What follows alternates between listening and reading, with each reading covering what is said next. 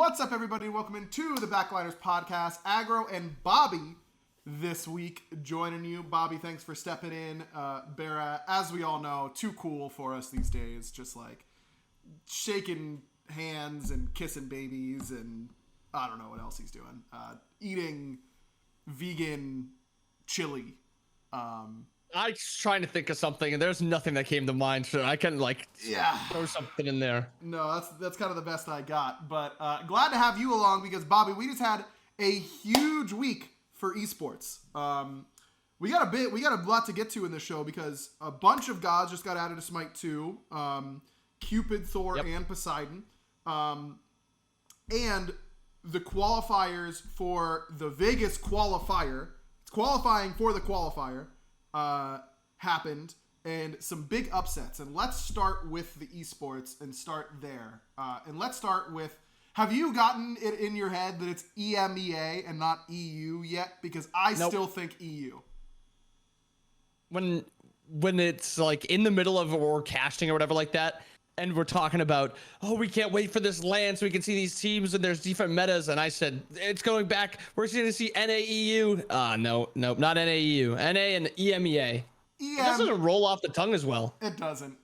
I understand, it's more correct. It's more inclusive, whatever it may be. But it's going to take me a little bit to get there. EMEA, let's start there because both regions have a major upset, I would say. And EU, there it is. EMEA obviously is Giovanni Giorgio not making it. And for those who might not know them by their team name or anything like that, this is Nika, Dardez, Vaporish Coast, the most recent Smite World champions from this region. And then it's what? Isn't adapting their jungler? Yep, adapting. And who's Kha'Zix. their Kha'Zix is their support. That's right. Unbelievable what a team. That this team doesn't make it. I mean, obviously, the team that's been dominant throughout in both regions, Team Risk is in EMEA, and that's Variety, Lasbra, Theeks, a.k.a. Big Man Tings, Genetics, and Streak, a.k.a. Streak Up. Everyone would have expected that team to make it. Yep. They have been undefeated basically this whole time. They've looked unstoppable. But you had to think it's Risk, Giovanni Giorgio, and then a third team. But it doesn't happen that way. Giovanni Giorgio gets knocked out early in the top side in quarterfinals. They lose 2-1 to Bill's Goons, who I had to have Bobby tell me who was on that team right before this because I didn't catch that game. And it sounds like, Bobby, it's a bunch of EMEA, players who have been around and competing, but typically at the minor league or SCC level for the recent history. Yeah, the roster's Clino, April, Other Another, Duster, and Krakito. And I'll be completely honest, before this year, I only recognized one of them, and it's April. Clino, Other Another, Duster, Krakito, not names that are even for SEC, they weren't even the top team or the second team. They were lower down. It's like household names. They aren't even what's the Yard. zoomed in version? Yeah, they aren't even in the apartment building names, Yeah. You have to really get down. You have to be competing in that region. They're in the city for sure. They're in the city, but not in the normal household name category. But that's going to be a trend as we tune into NA a little bit later as well, that these players that come hungry and prepared. I don't know. Do you think in this specific instance for Giovanni Giorgio, do you think that in that matchup in particular they overlooked them, didn't take them that seriously, or do you think that their strategies and the way they played was just worse than what Bill's Goons were tossing out there? They just I think that set, Giovanni Giorgio should have won that third game. They had a siege.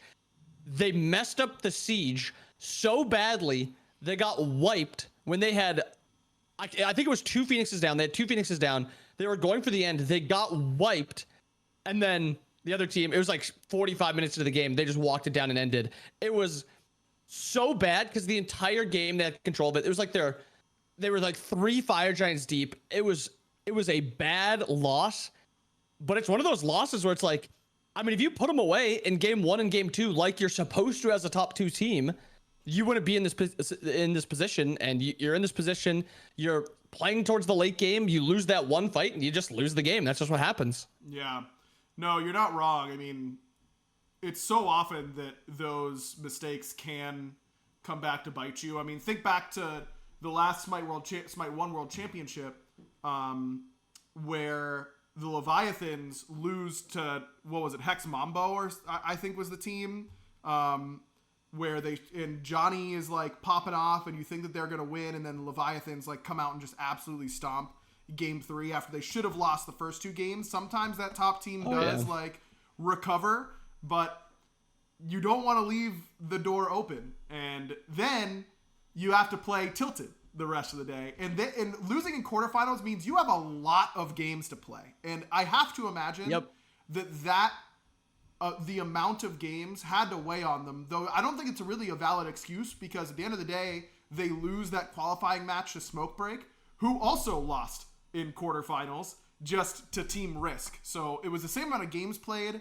on both ends, but I think the weight of expectation is valid. And I heard in the post-game interview after Smokebreak had qualified, Deathwalker, or Benko, as his tag is now, said that he expected to lose to Team Risk, and they knew that it was going to have to be a loser's bracket run no matter what. So they were probably mentally prepared for that type of thing. How do you think dropping into losers, particularly that early, affected Giovanni Giorgio's chances of qualifying? Well, I think you highlighted it perfectly, where when you're a top team and you kind of get like punched in the mouth by, I mean, a team that you're really not expecting. I mean, from my perspective, I don't know like what they were thinking going into it, but this is not a semifinals that I thought was a quarterfinals that was going to be competitive at all. I thought it was going to be Giovanni Giorgio 2-0ing, easy, playing against Mockingbird, and that's one that maybe they could lose. They got punched in the mouth, and it was almost like they didn't recover, because the rest of their runs, they almost lost to Scorps. In the second to last series. They won 2-1. That was a close series where they very easily could have lost that one also. And then when they, because we didn't catch the Titans Reloaded Giovanni Giorgio game. That's their first one in the losers bracket. We weren't able to watch that one, but they almost lost to Scorps. And then their series against Smokebreak, it was like a box. How many rounds in boxing are there, Aggro? Well, it like depends maximum? on the weight class, I think. Like, I really don't Give me like a number. Let's go 8 rounds. That's almost certainly 8 rounds. Right. So it was like Mike Tyson in that 8th round playing up against Smokebreak. They just looked. Which Mike Tyson, and who is he boxing against? That's something important here. Jake Paul, and he's 58. God. Yeah. Okay. That's not Yeah. good. Yeah. So they just looked tired. Their drafts were like weird. They didn't 12 really is the typical do anything. 12 rounds apparently. Oh. Okay, 12 rounds then for. It was like they were in the 12th round. They were just looking really slow. They were making just sloppy mistakes. And actually, my biggest complaint with that Giovanni Giorgio team in that losers bracket run was they just would do nothing in the game. Mm-hmm. Do you remember like old Paul teams before, I guess, like Aurora, like the Zatman Paul The team, old that SA, team where it was PK just teams. Yep. they really did nothing in most games, and they would just hope the game would go late. And if the game would go late, I mean, you have Paul, you can win. Yep. That's almost what their comps look like, and their play look like. But Smokebreak didn't do that, and they forced plays, and a lot of the plays were like really smart plays. Like the things that Benko does, Deathwalker does with rotations. Yeah. It's like him and Johnny have like this perfect system where Deathwalker gets ahead, doesn't rotate, gets ahead, rotates to one fight. Johnny goes and covers his wave. You can take this 4v4, but there's a fed solo laner who will literally 1v4 your team. And if you lose that fight, you lose the game. If you don't fight it, then they just get this free win because Johnny's also farming on the other side of the map. Like, it's so smart, and it's like they would do that every time. It was just Deathwalker farms. Okay, he's rotating in. They're fighting around Deathwalker. Johnny's farming. Okay, now Johnny's level 20. Deathwalker's also now level 20. Good luck. You're also down 8K. So that's what their comps or their games look like against Giovanni Giorgio. Yeah, I was watching that set. I was actually able to pay some pretty close attention to that set. One of the advantages of being sick as an adult is like you're released of all responsibilities, and so I got to just like sit at my computer and watch it. And I completely agree that it felt like Giovanni Giorgio was just, the game was happening around them. They were not active participants. And as much as I hate to say it, because I have consistently, especially on this podcast, been a staunch Dardes defender. Even when that team was really underperforming on the Warriors and all that kind of stuff, on the Dragons, you would hear me come on this podcast and talk about how I still think Dardes is one of the best players in the world, has the potential to be a star centerpiece of a roster. Look at what happened when they won the World Championship. Dardes was unbelievable. Oh yeah, others wanted to replace him, and when they replaced Vote, they replaced Vote. You were like, that is the correct decision. When half of Smite, or more than half of Smite, was like, they should have replaced Dardes. Right. And I mean, they won after it. It was, and really through Dardes, yeah, my man was not locked in that day. I felt like a lot of the plays that would normally be happening would be facilitated through mid, and Dardes is not a particularly commanding player at all times, but he is someone who can be a generator for you. You know, he plays a lot of gods like the Morrigan, and even when he's playing something like Kukulkan, he is generating a lot of plays around. He has gravity in that mid lane, and you just didn't feel it in that set. And Dardes was making a lot of really odd decisions. I feel for Nika because I thought he played really well. I thought he was playing much better than most of the other people on his team. Kenneth is always this type of jungler where Kenneth is not a generator. No, he is the cleanup crew, and he's the best to ever play cleanup crew. And I think a lot of people take me saying that, and as I have over the years, as a slight to Kenneth's skill or anything like that, and it obviously isn't. It's a playstyle difference. But you need a generator when you've got... He's the opposite of Lasbra. Yes, he's the opposite of Lasbra and Twig. Those two will int to their heart's content. Oh yeah, Twig. Will not matter to them what it looks like at the end of the day. And I don't think I don't think Kenneth is a KDA player. I just think that his playstyle is a KDA playstyle, which is different, even though it might not sound like it is. He's a home run hitter, you know? He's not going to hit for average. And he needs someone to get on base for him, to extend that analogy. And Kha'Zix, I think, is a good support, but I imagine doesn't feel as confident to be a driving factor on a team like that because it's him and 4 world champions. So is he really going to be bossing them around? Probably not, right?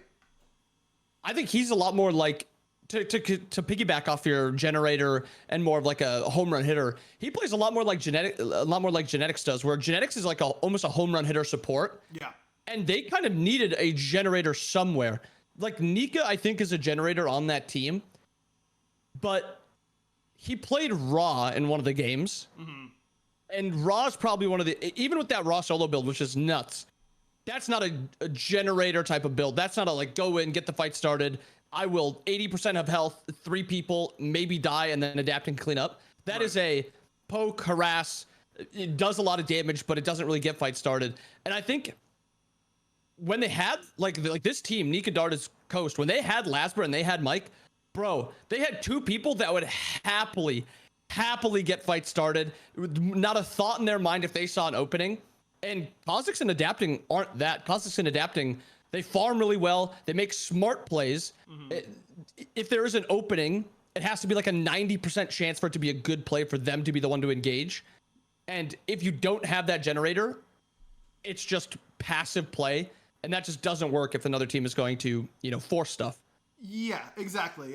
You need... Super teams in Smite are not all the players that get the kills. Like, you need someone to be willing to int for the fight. And that is harder than you expect to find among high-level players. But it is why those types of players stick around and be successful forever. It's why Captain Twig went to almost every... he was playing at every Worlds. Because those players are valuable, and it's hard to play that type of role. And I feel like Giovanni Giorgio was really missing that type of player. And I think I was watching Mike's stream, and he was saying that he doesn't think a lot of those guys, besides Nika, are really playing Smite 2 outside of scrims and competition. That he could be wrong, and I'm going to parrot the same thing. You know, this is just from the outside looking in. It's not the end-all be-all, as we'll cover once we get to NA, but it does matter to just be putting in the hours and getting comfortable, and because when you're on the back foot, you can't be hesitant, you can't be second-guessing your decision-making, you can't be second-guessing, does this kill, will I get killed? You have to be so intimately familiar with what's going to happen in a trade that, I don't know, it's hard not to think that played a factor. So at the end of the day, Smokebreak 2-0 Giovanni Giorgio, Team Risk runs the bracket as expected, and Mockingbird get in as the second seed. So again, your EMEA representatives, Team Risk, which is Variety, Lasbra, Theeks, Genetic Streak, Mockingbird, which is Duduin, Hero, Hawk, Calvin, and Spud, and Smokebreak, which is Benko, aka Deathwalker, Johnny, Sap7, Eye Silence, and Echrome. As a whole, from what I've watched, I do think that EMEA is not as deep as NA. I think the NA teams are deeper, but I do think that Team Risk is the team to beat. They have the strongest team in the region, but if I were to seed the squads of the 6 teams out of this region, of course, there's 2 more LATAM teams that we'll cover, but out of these 6 that I'm more familiar with, Risk would be number 1. Mockingbird and Smokebreak would probably be 5 and 6. Would you agree with that generalization? I would agree with Mockingbird. I actually think the Smokebreak team looked really good. Like, even though they were the losers bracket run, I mean, you run into Team Risk. Sure. You're not beating Team Risk. I think if they played against Mockingbird, I think they would have beaten them. And I think I could see them as like a 4 seed, even against the NA teams. But I do think Mockingbird is probably the weakest team. And that's no disrespect to anyone on that roster. I think that roster is still very, very talented. And they could, make a run. Because I actually think Hawk has played phenomenal. And I think Calvin and Spud also as a dual lane have stepped up. It's just something about their play style I think is really exploitable. I don't think they play like an unstoppable way of playing Smite like Team Risk does. And I think Smokebreak has their identity of what they want to do. And it's obvious Johnny's going to farm, Benko's going to farm, Benko and Johnny have been on the same team for like 3 years now. Their strategy's been the exact same every year. And it works same every year until you hit a certain point, but maybe it'll be different. Smite 2 is a different game than Smite 1. I think that's becoming more and more clear. We'll see how it translates, but you're telling me this set play, and I can think of, I'm not even joking, I think of 3 particular instances from Smite 1 where they ran that exact same play. And it worked. And it worked really well. So we'll have to wait and see. Let's talk about NA. Kind of the other end of the spectrum, because the team to beat in NA was the team, in my opinion, just from what we've seen and what I've heard, that was scrimming the most. It was Cowabunga. It's Aurora, Soloer Troll, Paul, Yarkor, Aurora. Did I say Aurora twice? I feel like I might have. I think you did. Did you miss Panatom? Yeah, I missed Panatom. Literally Panatom, who was the best player in the SPL for the last 3 years. That team, I was told, has been scrimming nonstop and double blocking consistently since the game became available. They have put in more scrims than anyone I've heard about. Again, I don't have perfect information, but I know that team has been putting in the work. I know that team has been playing a lot. Bobby, what happened to Cowabunga here? They get 2-1 in the semifinals by Food Drive for Globe, who in this team, I will say, PBM, I've been talking to him a good amount.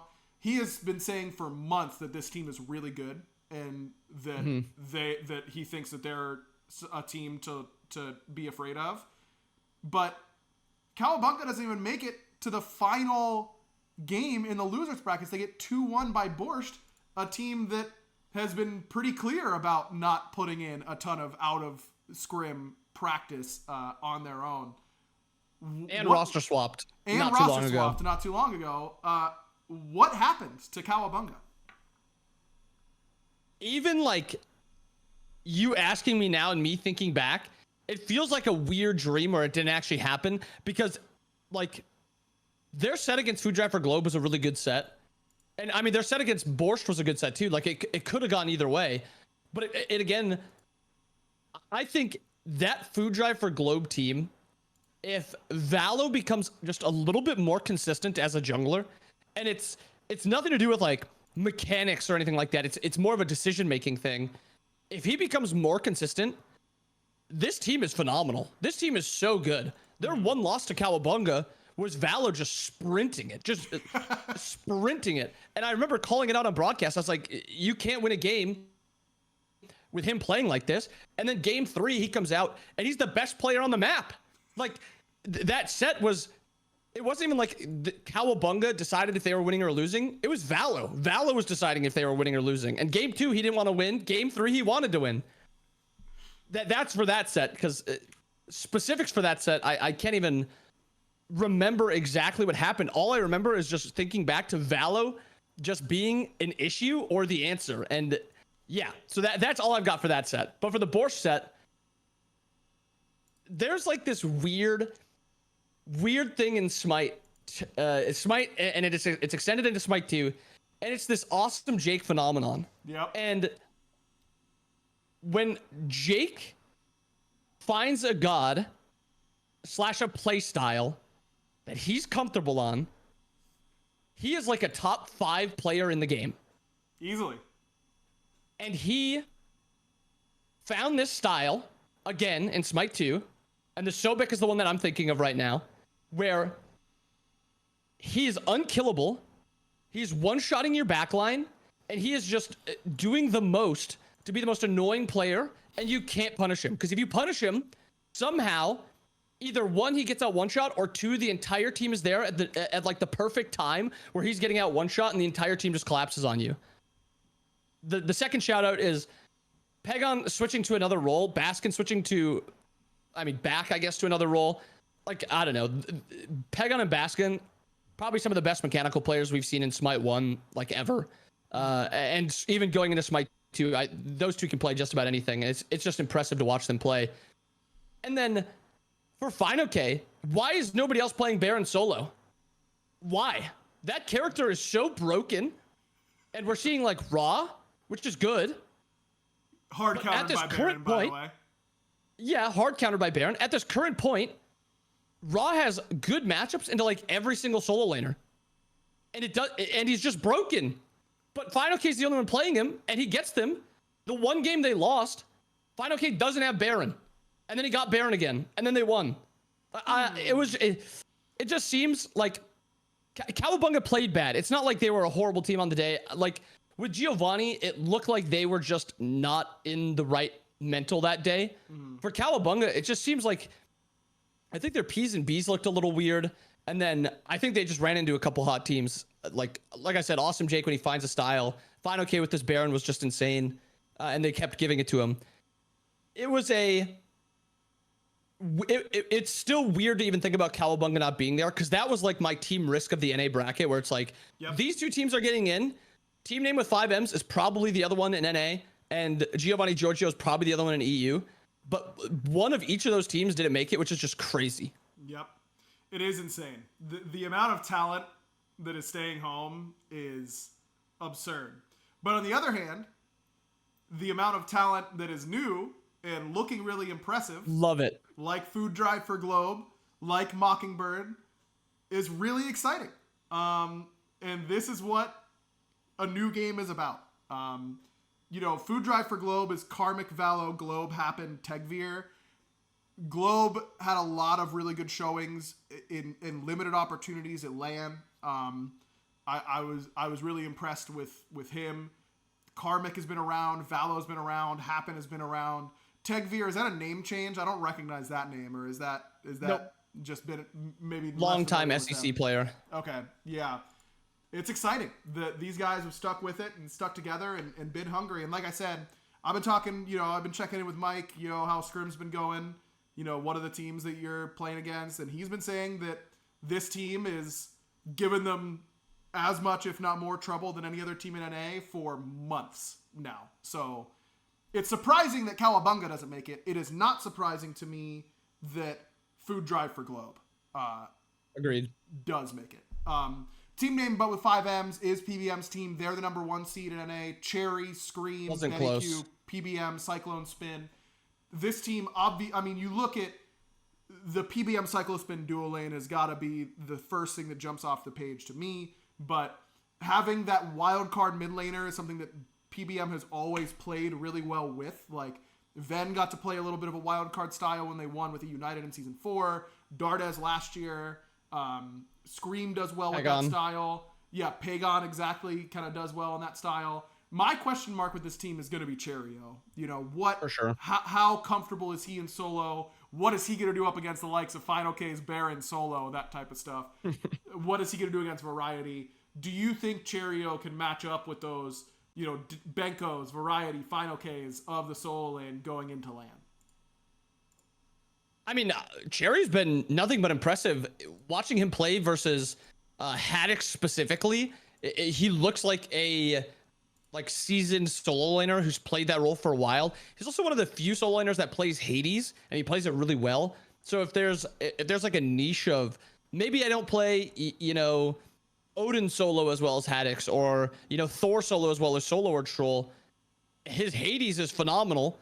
He plays the other gods still very well, and I think he's probably just one of the smartest players that Smite's had in a very long time. Yep. Or like not in a very long time, but in like Smite's lifetime, I think Cherry's one of the smarter players. Whenever he was actually playing, his teams are always just towards the top, and it's not like he's a bad mechanical player, but he's just smart with what he does, how he builds, all that stuff. I like seeing his Hades. He's one of the few solo laners that it looks like he truly counterpicks, and he doesn't just pick like the best available solo laner. Like some solo laners will just pick the bad matchup because it's like, oh, this is like the next god up. No, he'll just pull out a Hades because he knows it's good into the Raw, and then punish this Raw, be a better laner than the Raw, outscale the Raw, and then you're also like a team fighting solo laner. So I like the style that he has. I am worried how he matches up in like a 1v1, like Benko, one that he's not played against, like Variety.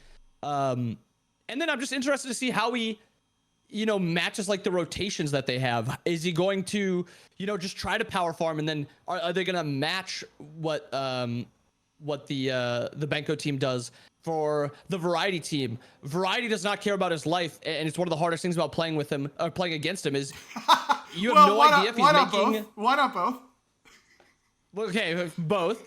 But you have no idea if Variety is making like this Giga 5-head play, or if he's just doing it because he's just like, they're not going to punish me, and then he's British and he just doesn't care. That was actually not a bad British accent, by the way. But you know, I expected worse. I'm not going to say it was good, but I did expect worse. Yeah, so it's very hard to tell. He's willing to like engage fights. Variety is too. But yeah, I would agree Cherry is a question mark, but nothing but impressed with him over this tournament. And he was a bright spot on this team. Like, there wasn't a question mark on this team this entire tournament. They were dominant front to back every single game. And Cherry was like another one of those exclamation points on this roster. Really excited for this LAN. Also, we have the 2 LATAM teams.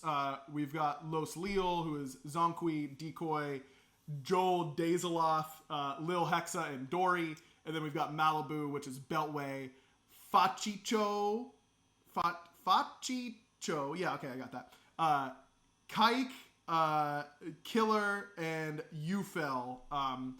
What can you tell us about these LATAM teams? I have not been familiarized with them at all yet.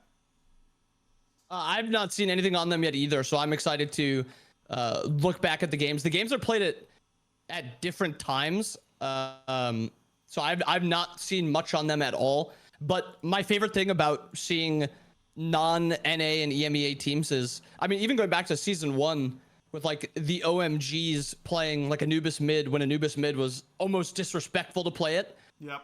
And then it would look good for like 5 minutes and then eventually it would fall apart. Or there was an ADC who soloed Zapman in season 3, and I can never remember his name, but they lost the game. Was it? I think he was. Was it Australia? I think he was LATAM. No, I think he was LATAM. Maybe it wasn't LATAM. I mean, the LATAM, you're thinking of like, what was it, Nozix or something like that? I think that's actually what it was. He was the Raw player a few seasons, maybe that season. But maybe he role swapped. I don't remember. I remember there was there was a good Australian ADC, Mingyu, I think was his name. You'll know this better than I would, because yeah, this is when I when you should were, be. Yeah.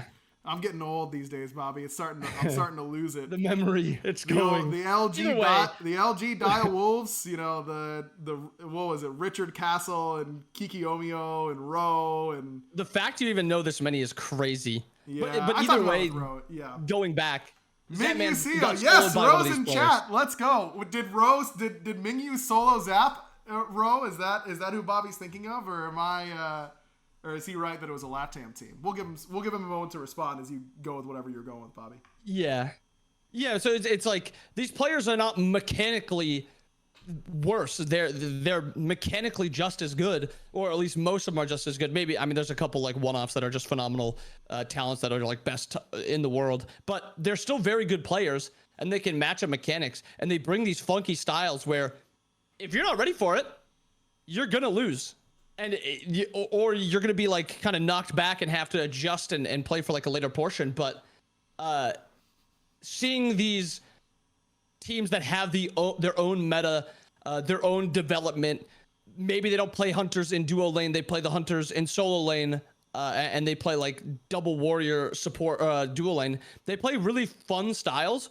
And if they decide that like maybe EMEA and NA have the best styles, like even those two regions have differing styles. So like, which one are they going to kind of favor more? It just makes it more interesting to see the more styles and just gods used by all these teams. But I'm very excited to kind of look back and see how these teams played. For sure. Definitely agree.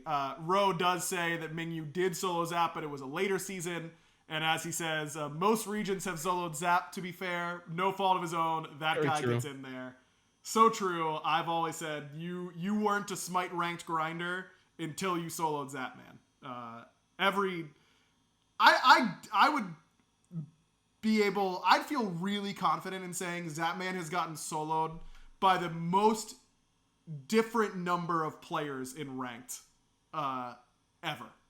I feel like if Max can look that up somehow, Zap has been soloed by the most individual players ever. He's also, and I mean that in a respectful way. I love the way Zap plays ranked as long as he's not on my team. He probably has the most solos versus the most names also. Yeah, almost. Because the amount of games that he plays. Yep, he loves it, and I love watching it. I sure do. All right, let's. Real quick before we move on from esports stuff, Bobby, I do want to get your quick predictions.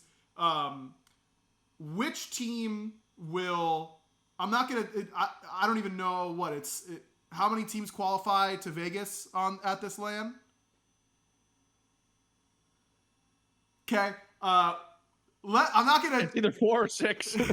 I'm not gonna make you say who's qualifying and who's not, but give me a team that you're expecting, and let's not say Team Risk because I think there's no world in which that team doesn't make it. Give me a team that you expect to make it that isn't a guarantee. And give me a team that will underperform at LAN. I think Borscht will make it. And Twirl underperforming. It's six qualify. That's what I wanted to say. Yeah, that's what I said. Okay, yeah, then that's what I was saying. Then excluding the LATAM teams, let's assume the LATAM teams are nutso and they both make it. Okay, because neither of us know anything about them. Which two teams get eliminated from these 6? Ooh.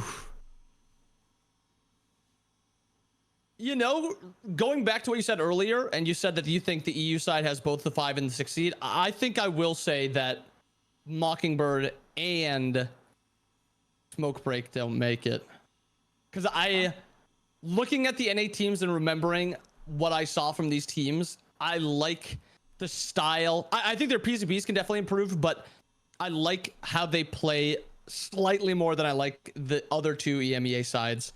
Like Team Risk is a guarantee. I think they're the number 1 team coming into this tournament. I don't think it's close. Mm-hmm. But then I do agree that it's just the 3 NA teams. We'll have to see. It'll be a lot of fun. I am very, very, very excited for this LAN. I can tell you that much. Wait, what's yours? You have to do it now. Yeah, it's Mockingbird and Smokebreak for me. You're such a copycat.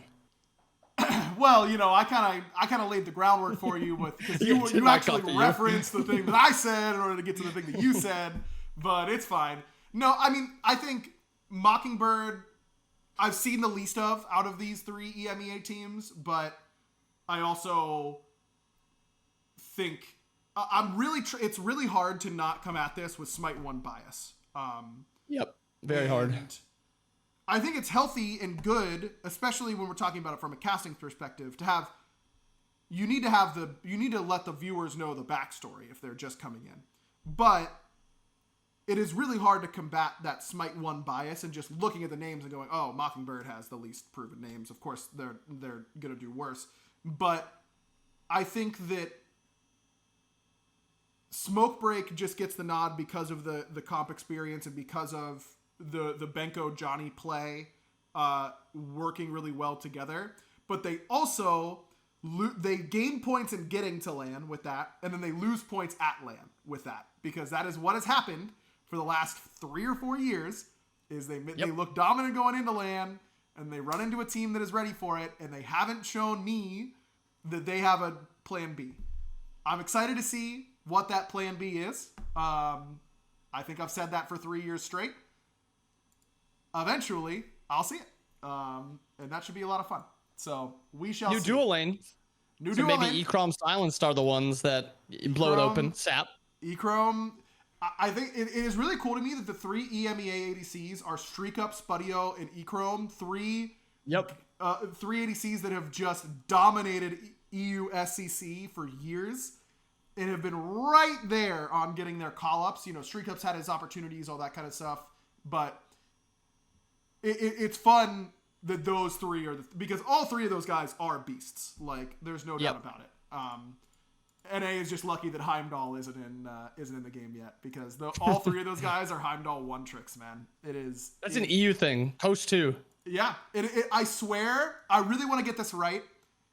I'm pretty sure one of these 3 guys was an actual Heimdall 1 trick, and everyone had to learn it because teams didn't want to ban it against him. So Heimdall became the top pick in EU SCC, and I want to say it was Ecrom was the Heimdall 1 trick that was like so good that he forced the region to get good at the god, so they didn't have to waste a ban, which is really cool. So yeah, NA very lucky that Heimdall is not in the game yet for the LAN. Seagill does say Ecrom, and so does Wallace. Okay, nice. My brain hasn't left me quite yet, Bobby. We still got a couple nuts and bolts kicking around up there. You know, there's one other thing I remember from the good old days, Bobby. Not just that Ecrom is the GOAT Heim ADC. I remember getting my first gaming headset on console, and I was so excited because it was the premier name in headsets on console, and it was, of course. You got it, Bobby. Tell me which brand it was. Turtle Beach. It was obviously Turtle Beach. It was you obviously set it up perfect. Turtle Beach. Thank you very much. And even now in 2024, I'm an old man, and Turtle Beach is still absolutely killing the game. Today's episode is brought to you by Turtle Beach, the #1 brand in gaming headsets and accessories.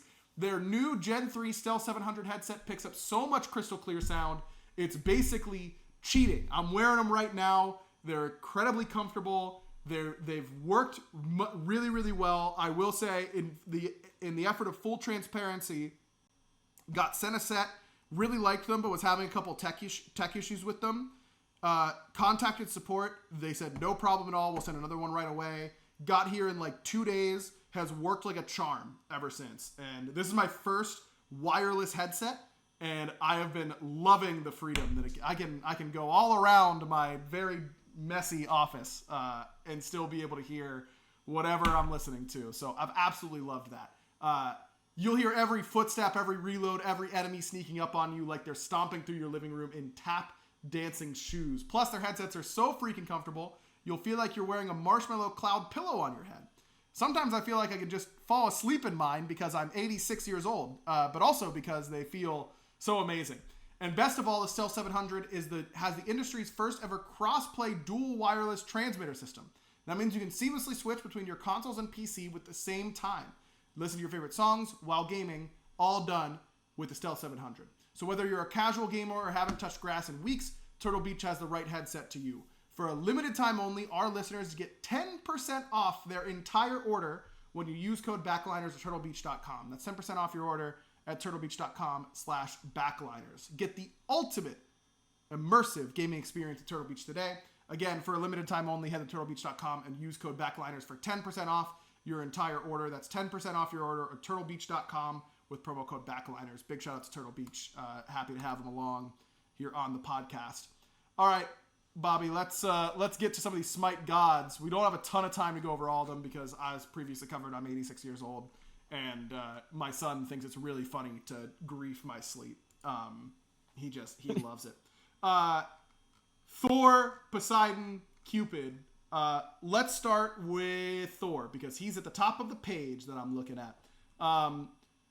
Now, after using his 3 or alt, Thor is Thunderstruck. While Thunderstruck, Mjolnir deals bonus physical damage that can arc up to 2 nearby enemies. So you know the lightning little procs that you'd get after you ulted in Smite 1? Now you get it after using the 3 as well, in addition still to the ultimate. And his other new feature is that he can reactivate the 2 to bring the wall down early. This was one of the number 1 requests that we got in Smite 1, that to pull back the hood a little bit, we couldn't do like we could with Ymir Wall, because Ymir Wall had a death animation that could be called when we asked for it. In Smite 1, Thor, even though Ymir was very old, he got a remodel, so he got some like newer tech. Thor was very old, and even though he got a little bit of a remodel, if I remember correctly, the way they did his wall meant that the art was all timed, and we would have had to redo the art for it, and it just wasn't worth the investment at the time. Save it for Smite 2. Now everyone is happy. How has Thor felt so far in Smite 2? I thought Thor felt pretty good. I put him in a couple support games. Yeah, I like the canceling with the 2. My only issue with Thor 2 is it doesn't have the same value of canceling as Ymir does, because Ymir wall doesn't go on cooldown until you drop it. So like you want to min-max it, you want to drop it as quick as possible. Right. Thor starts on cooldown right away. So if you drop it early, it still is going to be the exact same time. Which is, I mean, it's like a small thing to get used to. I've just been in the mindset of like, I want to cancel it immediately whenever it's no longer valuable. But sometimes you want to like keep it up just to like be able to grief enemies in team fights a little bit. That's the only thing that's been like a little off. Sure. But he's felt smooth. I was worried, and to be fair, I've not played in any great games so far against him. I was worried that Thor was going to exploit the single relic system probably more than any other god. It's not felt too oppressive yet. I mean, he's got 3 seconds of CC, and then he's got a boatload of damage. I think eventually it could maybe become an issue, and maybe at this upcoming LAN it does become an issue, because I think he is the first actual playmaking.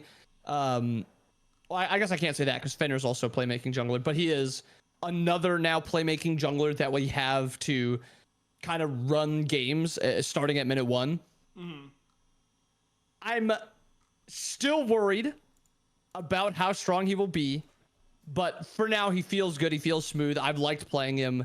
His combos feel good. Nothing really feels off with him. And the +1s are both really nice. Canceling the wall, if you ever like accidentally wall your teammate, you can just cancel it now.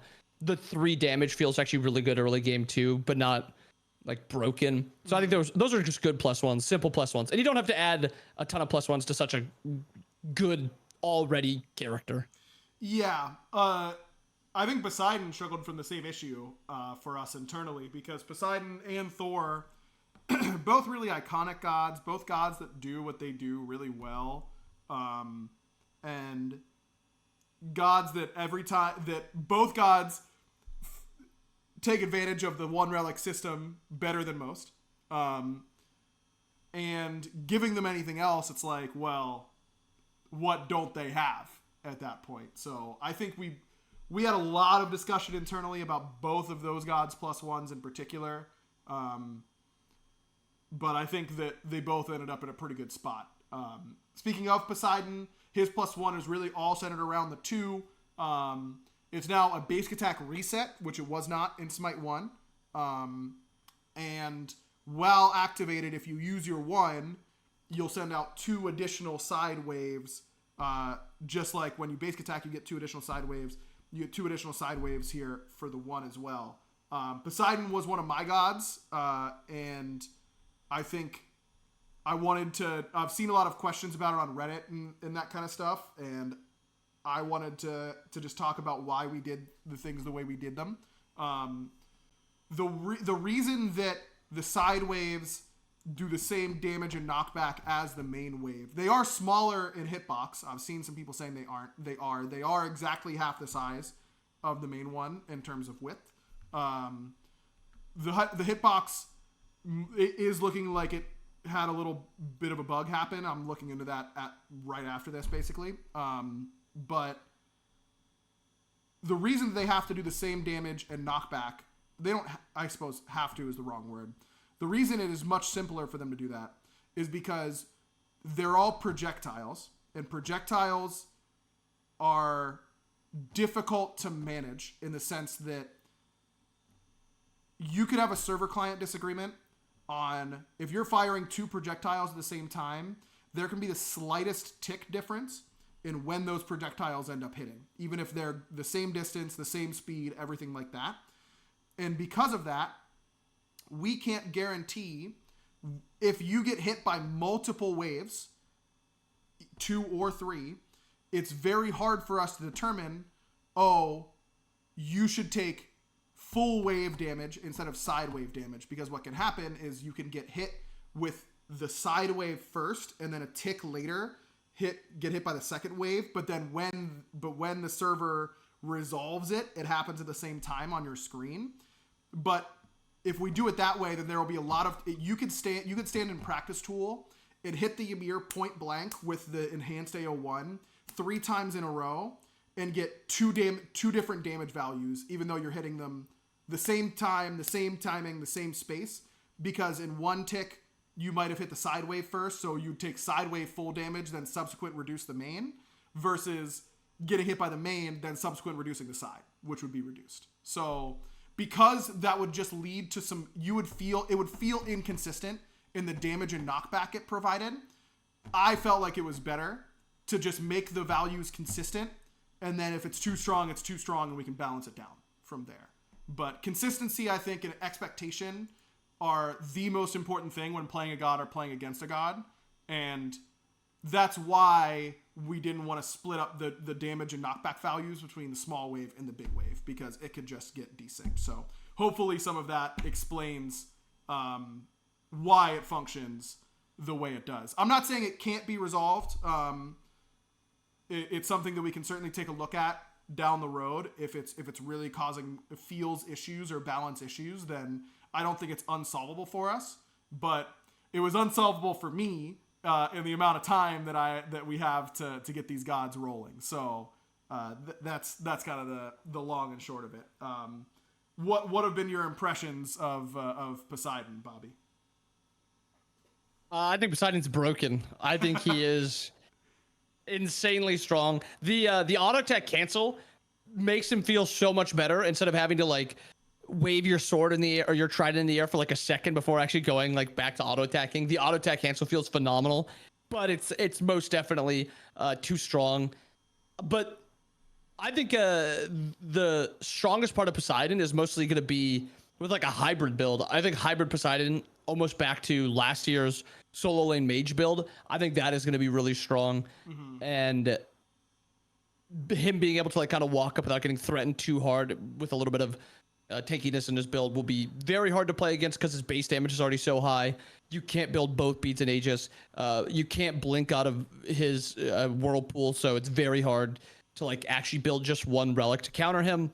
But I think beyond him being broken, the best part is that he feels good to play. I hated Poseidon in Smite 1. I never wanted to play him. And I played a few games with him already in Smite 2, and I'm like, I'm enjoying it. I hated that character.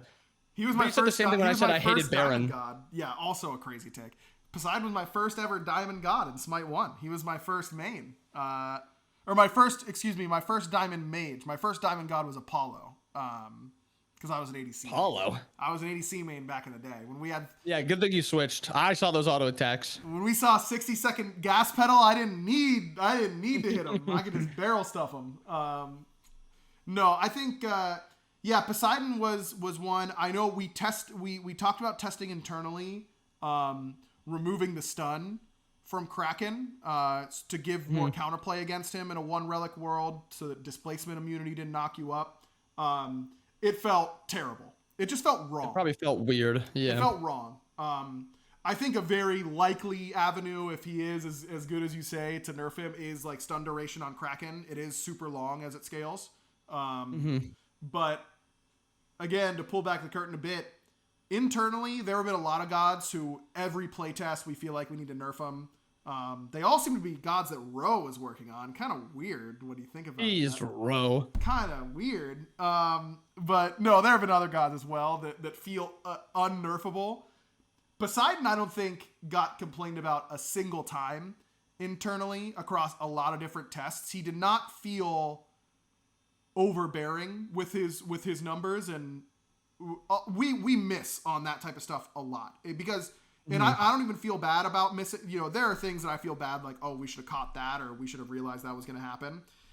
It is not easy. It's not possible for us to catch if a god is going to be overly strong or overly weak every time with the amount of, with the speed with which we're doing things right now.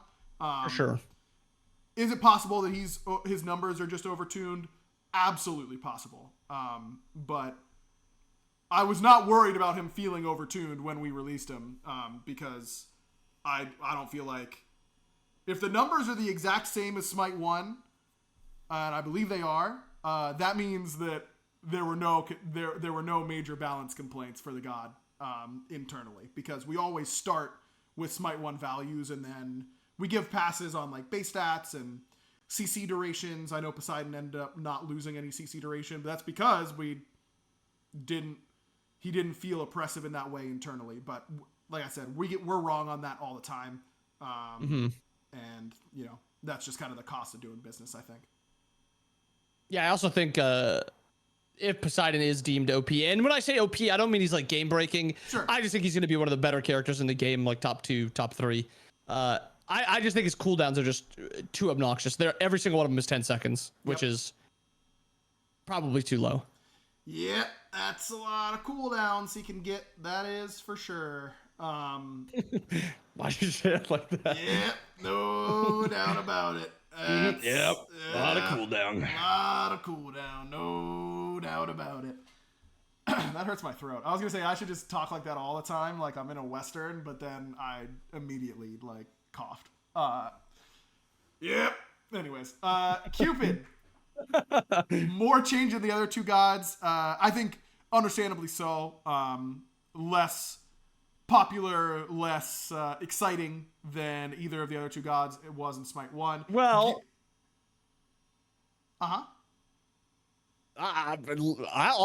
Cupid's exciting. This is the character I was most excited to play out of this batch. Well, because of the plus with ones? changes. Okay. With his changes, right, yes. Exactly, right. Because that's why we're justifying him getting a little bit more change. And first of all, the most needed change, the remodel. Goodbye, giant baby head Cupid. Ugly baby. I will not miss you. I won't. They say they grow up so fast, but it felt like it took way too long for Cupid. That's for sure. He was here forever, honestly. Way too long. The new model looks awesome. It looks really good. Lots of new changes for Cupid. So his passive now has a max of 16 stacks, so that you can get 2 enhanced abilities. I thought this was a really smart, elegant change for Cupid. The 2 now does damage where you place it down. It flies there and then kind of explodes. Feels similar to like a Kronos one. Feels really good with the amount of CC he has. And if he has 8 stacks of his passive, the hearts also provide a temporary strength and intelligence buff, making him he's a utility team style hunter, and kind of accentuating that. And the ultimate as well. Allies inside his ultimate area during the explosion are healed, and it now no longer mesmerizes, it stuns, because the mesmerize, as we all know, was worse than a stun if you were hitting them. Wasn't strictly worse, because there are times you wanted to just ult and then run away, but a lot of times was worse. You were excited to play Cupid coming in, Bobby. How did he feel? He feels great. The 2 doing damage is a thing that I didn't think was going to be that impactful, but when Cupid is meta, he's like an ability based, as you said, supportive character, kind of like Chiron, a little bit more even team oriented than Chiron is. He is very interesting.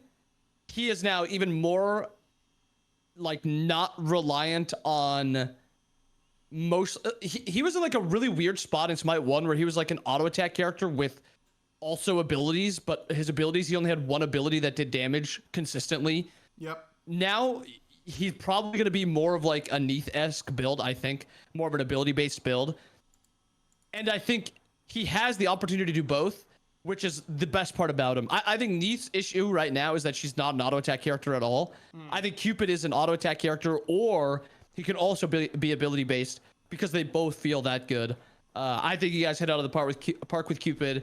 I also think there is like a world where intelligence Cupid is just as good as like strength ability Cupid, because the sustain he actually gives to his teammates might be too high off the rip, because anti-heal, it just feels funky. I don't know exactly what it is, because it feels like the numbers shouldn't be that bad, but something about anti-heal just feels a little off right now.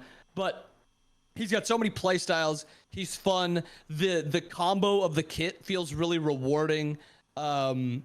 He's one of the hunters that there's different ways to play him against every single relic that the enemy goes. Like if they go blink, your ultimate is like the most important thing. If they go Aegis, timing your ability is the most important thing. If they go beads, you can outplay the beads by like baiting the beads initially with the ultimate, because you have 2 stacks of your passive now, baiting the ability with your ultimate, and then stunning with your 1. It just, there's so many cool interactions with him now, and he is one of like the most hit on. That's not what I should have said. You guys hit on. That's not what I should have said. You hit it out of the park with him. Nice, man. Thanks for not saying we hit on the baby. Appreciate that. Appreciate that from you, brother. Good Lord. Yeah, I also missed one of the new features. His 3, the trail provides movement speed and attack speed to all allies standing in it. Yeah. Which is interesting. I like that. Yep. You support Cupid. Like objectives. Support Cupid's got to be hitting, Bobby. That's like, Mike's been playing a lot of support Neath, I know, in ranked. Like every time I tune in, I swear to God, that guy's playing Neath support. Cupid's support has got to be up there. Play something else. Yeah. That's gotta be up there now. No doubt about it. All right, let's move on to our random question of the week. Hey, would you know that I forgot to ask for some questions? So, you know, it's totally on me. But that's okay, Bobby, because every year at this time on this show, we get asked, what's the best food at Thanksgiving and what's the worst food at Thanksgiving? It's a question that we get every year, and to be honest, I'm happy. Easy. I'm happy to get it every year. Give me your favorite food at Thanksgiving and your least favorite food. I'm going to start with my least favorite food because I feel like it's not talked about enough. Cranberry sauce or whatever that cranberry is called is the worst. Garbage. Don't put it. It should not be brought to Thanksgiving 1. If it is brought to Thanksgiving, you can keep it in the can or you can keep it in whatever dish you brought it in. I feel bad. It's just nasty. Every year I feel bad for whoever made it because making Thanksgiving dinner is hard. We hosted a lot of Thanksgivings in Georgia. Yes. It's a lot of work. Brother, you're wasting time making that sauce. Yeah. You're wasting time. Choose a macaroni. Yes. Like potatoes, green beans. I'll take just about any other veggie, honestly. Yep. I'm with you. Leave the cranberry at the grocery store or wherever you plan on bringing it from because it is horrible. Yep. Is that your answer too? 100%. Yep. Useless thing. A useless thing. It's literally just there to waste your time.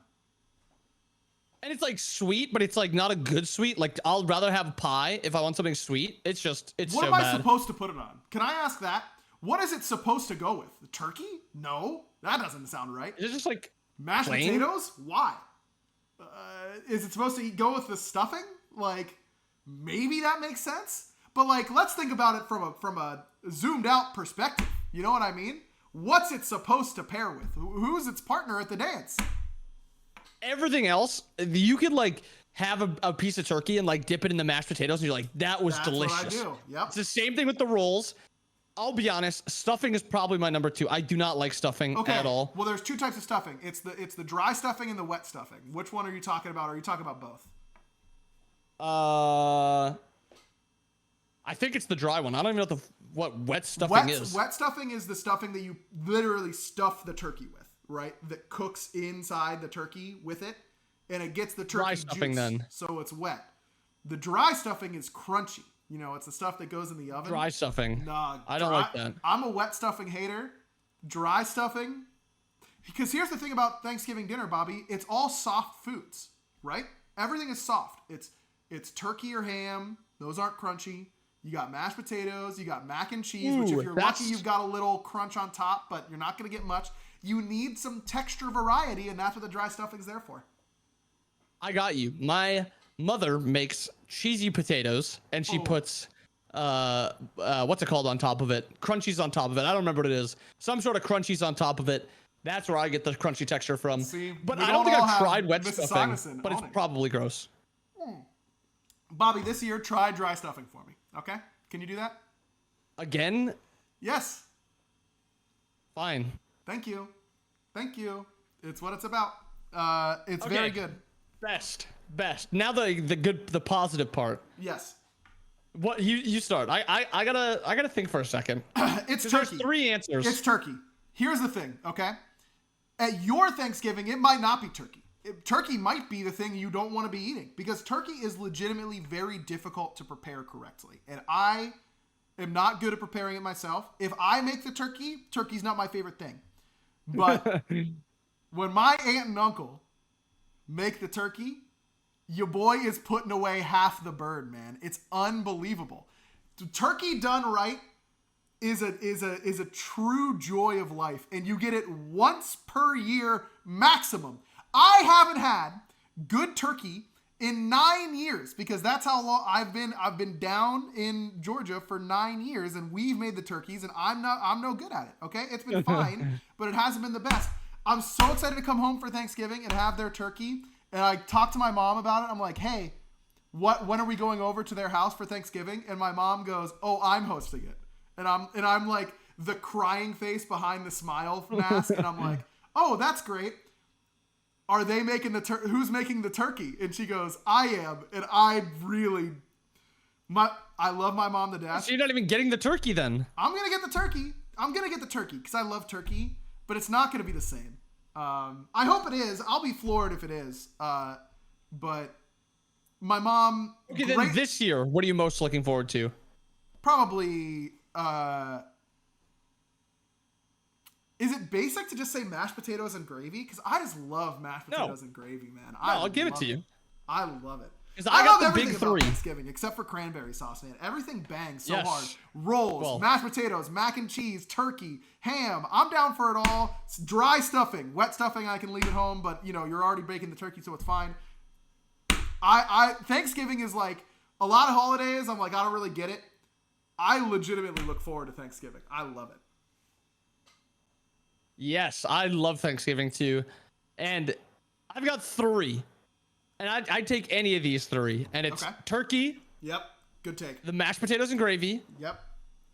And then the rolls. Yes, dude. The rolls are underrated. Rolls man. are better on Thanksgiving than any other time. I would take a Thanksgiving roll over just about any other source of carbohydrates at any other time. There is something about Thanksgiving rolls that is just the best piece of bread you'll ever have. Something that I really like about Thanksgiving is your plate is so monochrome. And normally that's like a really bad thing. You're like, oh, I should get some color on my plate, you know, some vegetables or something like that. Nah, bro. It's all beige on this thing. Like maybe a little extra yellow from my mac and cheese, but the rest of it, beige. And I'm gonna crush it. Like I love Thanksgiving food. And my parents have been divorced since I was young, so I'd always have to go to, it's 2 of every holiday. And now with Joe, because her family is also local to where we live, we have 3 families to see on every holiday, and it makes it very, very stressful. On Thanksgiving, I'm kind of like, yo, can we just space out the meals, right? Like, if we can get like a lunch Thanksgiving, an early dinner, and a late dinner, and I could hit all 3, I will, and I'll be happy about it. Like, it'll be annoying having to get from place to place, but I'm built for the long haul on Thanksgiving, man. I'm not a one plate and doneer. Like, I'm ready. That is the one where I'm excited from noon to 8 o'clock to eat 3 different plates of like the same food prepared different ways. Yep. Like turkey mashed potatoes, and then for lunch I'm going for a turkey sandwich on one of those rolls, and then for dinner I'm doing something else that's special, and it is great. And football all day, like you just get to lay there and watch football. For me, I've got to get to the next house and then sit down and watch football, but that's the only thing I regret is not being able to lay down after eating a big meal and think I've got absolutely nothing to do after this and I can just watch a football game. That would be ideal. No, yeah, it's actually awesome. We get to watch the Lions win 46-3. We get to watch Tommy DeVito and Cooper Rush fight it out. We get to watch. Actually, the late game will be good. The late game will actually be good. What is the late game? Green Bay and Miami. Is Miami like a team again? I literally haven't seen them healthy. play. Okay, that's good. They should have beat Buffalo. I think it was like 2 or 3 weeks ago, and that says a lot. Yeah, true. Bobby, it's your final week without Daniel Jones on your roster for the Minnesota Vikings. Feeling good about that? Do you have a custom like make your own jersey with Daniel Jones as a Viking in your cart already? Like, is that a tab open? If Daniel Jones becomes a Viking, I'll get a jersey.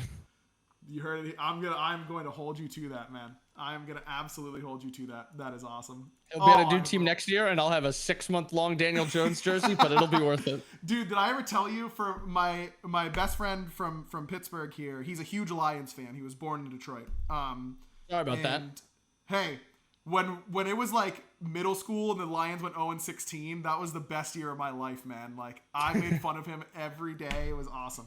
But for his bachelor party last year, we went to the Saints-Lions game, and we all decided, it was like a pretty big bachelor party. I think there were like 14 of us, and we all decided to get a crappy Lions player jersey to wear to the game. My friend has his like legit new jersey, but we're all pulling out these random jerseys. I am the proud owner of a number 3 Joey Harrington Lions jersey. That was like the quarterback prospect in like the 2000s, right? Awesome. Yes, he was like the number 3 overall pick out of Oregon, and he was abysmal. He was so terrible. I mean, the Lions were so bad that it wasn't even his fault, but it also, if they were okay, they still would have been bad because he was bad. And I loved it. And then he gets to remind himself about it. All these different jerseys of different times in the Lions' lifetime where they were just so bad. Yep. My friend proudly rocked a John Kitna jersey to school like once a week. In Steelers town, no shame. When the Steelers are really good, like really, that's the prime. Like those were the Ben, those were the early Ben years. Yeah, Polamalu, Porter, Timmons, like Ferrier, all those types of guys. And my man's is wearing a John Kitna jersy. That's true. A lot of defensive players you named. Yeah, that's all we needed. Baby. Not many offensive players. Who needs them? Chumps. We had the bus, we'll get a pick and then the bus will pound it in. 4 yards, 4 yards, 4 yards. Bobby, name me some early, besides Dante Culpepper or Randy Moss, name me a decent offensive player for the Vikings in like Chester 2008. Taylor. Oh, wow. I look dumb now. You said Chester Taylor. I look like such a fool. How can I forget? Chester. Chester Taylor. He was when AP had his massive year, we would hand the ball off every other play to Chester Taylor instead of Adrian Peterson. So the name stuck in my head is like, why is Chester Taylor out there? Where's AP? That is so crazy. That is Chester Taylor. You could have given me 3 weeks and I wouldn't have been able to come up with that name. No doubt in my mind. All right, that's going to do it for the podcast this week. Yeah, Chris Carter is the one you should have said. I don't know who Rob Smith is, but Chris Carter is who Carter's I like said. The 90s. Yeah, that's true. That was a little beforehand, but he played for a long time. I feel like Christian Ponder. How about that? How about that? How about that? Thanks everyone for watching / listening. We're obviously going to be enjoying Thanksgiving, so we'll see what the plans are for the next few weeks. As you know, the holiday season always gets a little crazy for us, but hopefully less crazy now that we don't have to drive up to Pittsburgh. But yeah, thanks for tuning in. Thanks to Bobby. Make sure you check out his YouTube and his Twitch streams. He's there all the time and very willing to get made fun of for the Vikings. Definitely do that. 9-2. 9-2. Yeah, until next time, have a great Thanksgiving and eat a lot of great food. And Bobby, you know what to do. Bye. That's what you got. You got to sit there and watch how Barra does it like a week or two ago, didn't you? And that's what you took. Timing felt weird. Yeah, because you started too early, man. Yeah, the timing felt weird. I think it was more of a you thing. Bad, like the bad pass was bad. Like what can you do with a bad pass? Brother, you fell over coming out of your break. Doesn't matter where my pass was. It wasn't. It's slippery out here.